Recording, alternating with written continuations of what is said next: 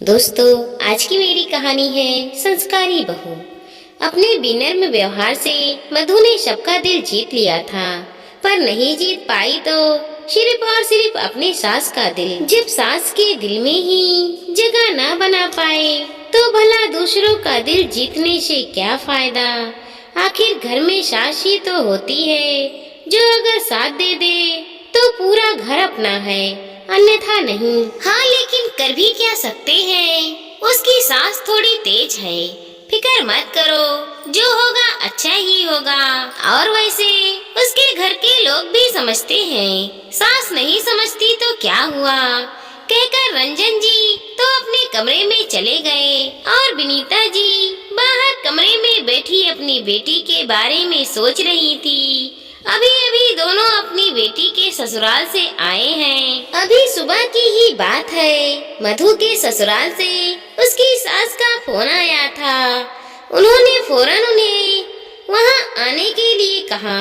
2-3 बार विनीता जी ने पूछा भी, पर उन्होंने कहा कि आने पर ही बताएंगी। आखिर शादी के 4 महीने बाद यूं बेटी के ससुराल से फोन आना विनीता जी को घबराहट होने लगी। उन्होंने रंजन जी से कहा तो वो दोनों अपना काम छोड़कर बेटी के घर रवाना हुए। वहां पहुंचे तो देखा समधन जी बाहर ही बैठी हुई थी। जैसे ही उन्होंने अपनी बहू के माता पिता को देखा, वैसे ही बोलना शुरू कर दिया। शायद पहले से ही भरी हुई बैठी थी। क्या संस्कार दिया है आपने अपनी बेटी को, बिल्कुल भी तमीज नहीं है। ऐसे कैसे वो अपनी सास को जवाब दे सकती है। क्या हुआ समधन जी, बताइए तो सही। अरे क्या बताऊं, जाकर अपनी बेटी से पूछिए। किस्मत ही खराब है हमारी, जो वो हमारे घर की बहू बनी। लगभग चिल्लाते हुए मधु की सास ने कहा। सास के मुंह से अपनी बेटी के लिए इस तरह की बातें सुनकर विनीता जी अचंभित रह गई। शिष्टाचार को एक तरफ रखकर वो सीधे अपनी बेटी के कमरे की तरफ चली गई।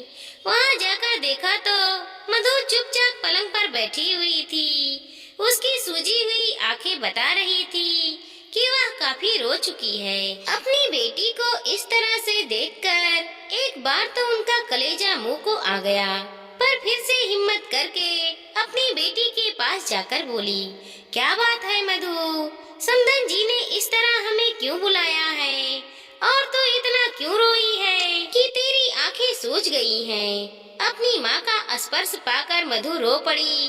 कुछ नहीं माँ, मम्मी जी की आदत है हर काम में मीन मेख निकालने की। कोई गलती हो जाती है तो ऐसा नहीं है कि समझाएं, बल्कि जोर जोर से चिल्लाना शुरू कर देती हैं। आखिर कब तक बर्दाश्त करती। आज जवाब दे दिया तो उन्होंने आपको फोन कर दिया। और कोई बात नहीं माँ, ऐसी कोई बात नहीं है। वही घर की छोटी छोटी बातें, शाम को सूखे कपड़े टाइम से नहीं उठाया, खाने में नमक ज्यादा कर दिया, चाय में शक्कर कम है, बर्तन अभी तक सिंक में रखे हैं, धोया नहीं, आदि। बस इसी तरह की बिना सिर पैर की बातें। और आज बाथरूम में कपड़े धोने जा रही थी, इसीलिए बाल्टी नल के नीचे लगा कर रख दी। इतने में इन्होंने नाश्ते के लिए कहा तो नाश्ता देने चली गई। बस बाल्टी भरकर पानी गिरने ही लगा था कि मैंने जाकर नल बंद कर दिया, पर जब तक मम्मी जी ने चिल्लाना शुरू कर दिया, मैंने सिर्फ इतना ही कहा था कि मैं उनको नाश्ता देने गई थी, तो बस उसी बात को पकड़ ली है कि तुमने मुझे जवाब दिया और बेवजह आपको फोन कर दिया। यह सुनकर विनीता जी को बड़ा अजीब लगा। ऐसी छोटी छोटी बातों में भला कोई अपनी बहू के मायके वालों को फोन करता है। ये बातें तो वो खुद भी अपनी बहू को समझा सकती थी, इसमें इतना बतक्कड़ बनाने की क्या जरूरत थी।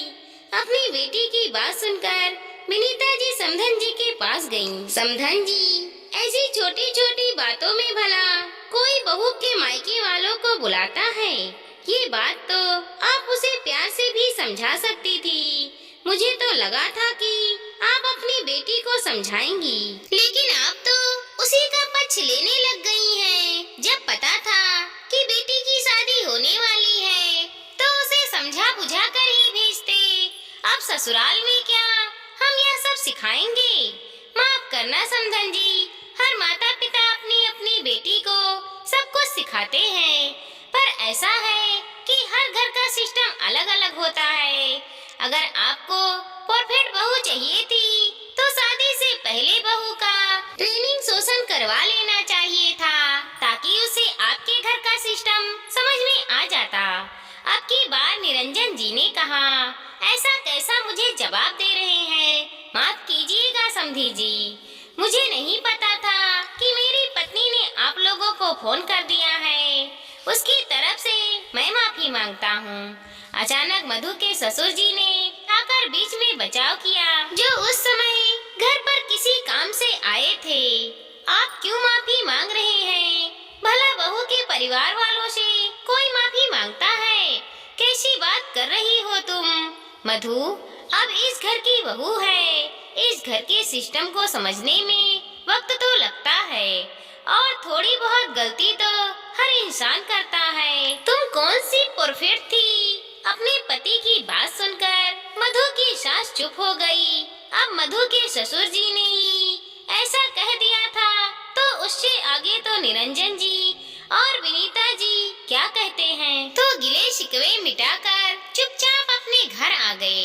हालांकि जानते थे कि मधु की सास अभी भी गुस्से में है, और जिनका स्वभाव ही छोटी छोटी बात का बतक्कड़ बनाना है, वह इतनी जल्दी बदलता भी नहीं। इसीलिए अपनी बेटी को इतना जरूर समझा गए कि गलत हो तो बर्दाश्त मत करना। दोस्तों, परिवार में तो छोटे मोटे झगड़े होते रहते हैं, इसमें बेटी को चढ़ाकर नहीं, समझा बुझा कर झगड़े को शांत करना चाहिए। दोस्तों, हमारी इस छोटी सी कहानी को लाइक करें, शेयर करें, और चैनल पर नए हैं तो सब्सक्राइब करें। साथ ही साथ मिलते हैं अगले वीडियो के साथ। तब तक के लिए धन्यवाद दोस्तों।